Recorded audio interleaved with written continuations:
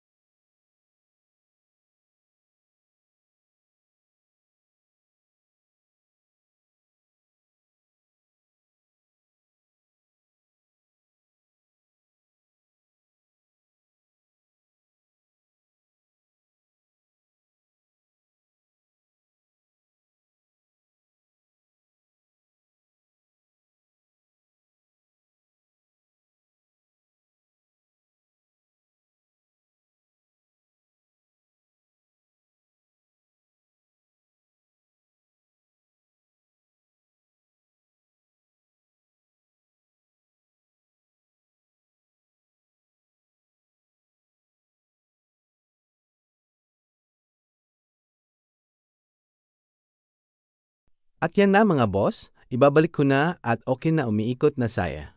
Thank you for watching.